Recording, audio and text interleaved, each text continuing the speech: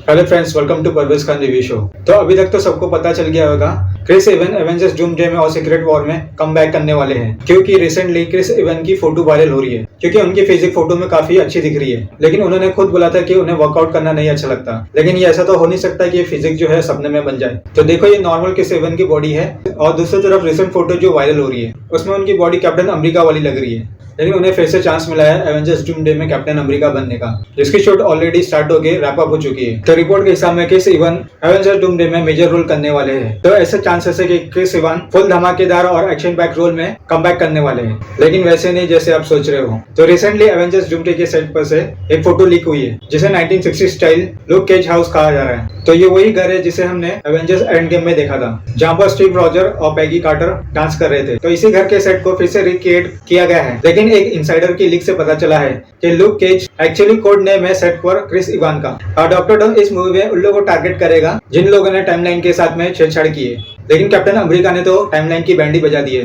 तो Avenger end game में Asian one ने हल्क को कुछ इस तरह से एक्सप्लेन किया था कि अगर टाइम में पीछे जाकर अगर वहां से कोई चीज उठाते हैं तो उस चीज को एग्जैक्टली वहीं रखना होगा, और अगर वो ऐसा नहीं करेगा तो हजारों टाइमलाइन क्रिएट हो जाएगी। लेकिन लोकी सीरीज में हमें बताया गया था कि अगर किसी खत्म होती दुनिया में कोई चेंज किया जाए तो उससे लिटरली कोई टाइमलाइन नहीं क्रिएट होगी। तो इसका मतलब यह है कि अगर वो दुनिया खत्म नहीं हो रही है तब तो टाइमलाइन खुली रह जाएगी। लेकिन एंटमैन ने तो फुल प्रूफ प्लान बनाया था जिससे कोई भी टाइमलाइन नहीं खुली रहती। लेकिन कैप्टन पैगी के साथ में टाइम में पीछे जाके रहा है, उससे भी टाइमलाइन नहीं क्रिएट हुई है। और ना ही इंफिनिटी स्टोन को वापस रखने से कोई टाइमलाइन नहीं क्रिएट हुई, क्योंकि स्टीव रॉजर कैप्टन अमेरिका की शील्ड को एवेंजर एंड गेम में वापस लेके आ गया है, जिसे कोई वापस लौटाने नहीं जाएगा। तो हो सकता है कि यहाँ पर डॉक्टर डूम और स्टीव रॉजर के बीच में धमाकेदार एक्शन देखने को मिले। और ये भी हो सकता है कि डॉक्टर डूम अपनी मैजिकल पावर से उस घर को उड़ा दे, तो उस ब्लास्ट में पैगी कार्टर मर जाएगी।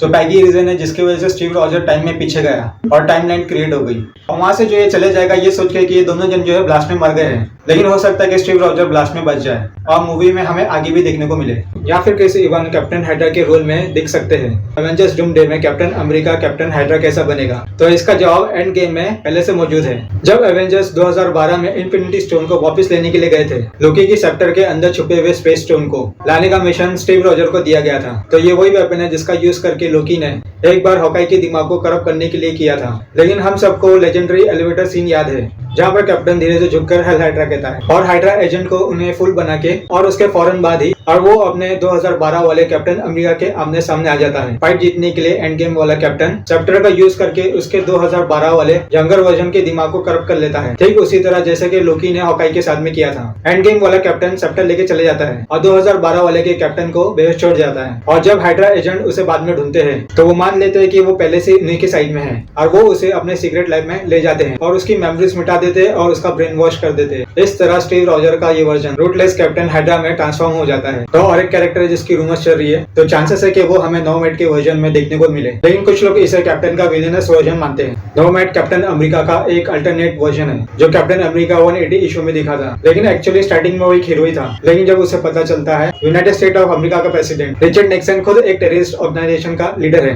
तब उसका गवर्नमेंट पे से भरोसा उड़ जाता है। तब अपने सूट के साथ ही कैप्टन अमेरिका का टाइटल छोड़ देता है। हॉकाई उसे काफी समझाता है, जिसके बाद वो खुद के लिए नोमैड आइडेंटिटी को अडॉप्ट करता है। इसका मतलब होता है मैन विदाउट ए कंट्री। इसके अलावा वो एक न्यू सूट को भी अडॉप्ट करता है जिसके ऊपर किसी भी नेशन की पैट्रियोटिक मार्किंग नहीं होती।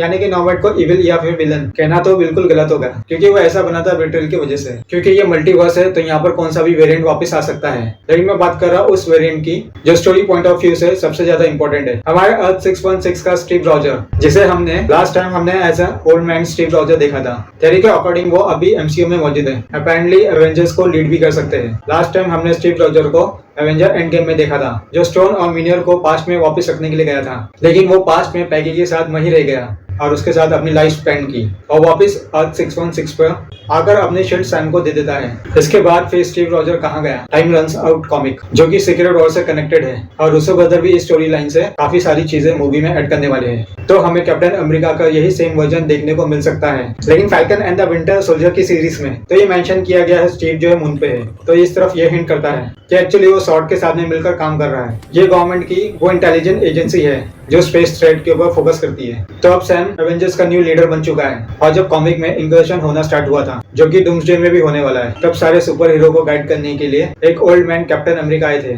जिनके पास बहुत ज्यादा एक्सपीरियंस था। और इस थ्योरी को जो चीज और भी ज्यादा प्रॉमिसिंग बनाती है और वो ये है कि एमसीयू में अभी एक ओल्ड स्टीव रॉजर अभी भी एग्जिस्ट करते हैं। तो यही वाले कैप्टन अमेरिका और खुद को थोड़ा ट्रेन करके वापस उतने ही मस्कुलर और शेडेड हो जाएंगे, लेकिन बस व्हाइट बाल के साथ, क्योंकि कॉमिक बुक में जो ओल्ड कैप्टन अमेरिका एग्जिस्ट करते हैं वो कोई पतले से बूढ़े से आदमी नहीं है और वो बहुत ज्यादा मस्कुलर और एक्सपीरियंस है। लेकिन इस न्यू थ्योरी के अकॉर्डिंग वो इनमें से कौन सा भी स्टीव रॉजर हो सकता है। तो देखो ये तो फिलहाल मार्वल के सिवा किसी को पता नहीं, लेकिन मेरी मानो तो क्रिस इवान चाहे किसी भी रोल में वापस आए, लेकिन जब वो एवेंजर्स डूम्सडे में वापस आएंगे ना, बिलीव में गाइस थिएटर में हल्ला मच जाएगा। तो गाइस तो अब आप बताइए स्टीव रॉजर का यहाँ पर हमारे को कौन सा वर्जन देखने को मिल सकता है। तो वीडियो मेरी अच्छी लगी तो मेरे चैनल को लाइक शेयर और सब्सक्राइब जरूर कर दीजिए। जब तक के लिए गुड बाय।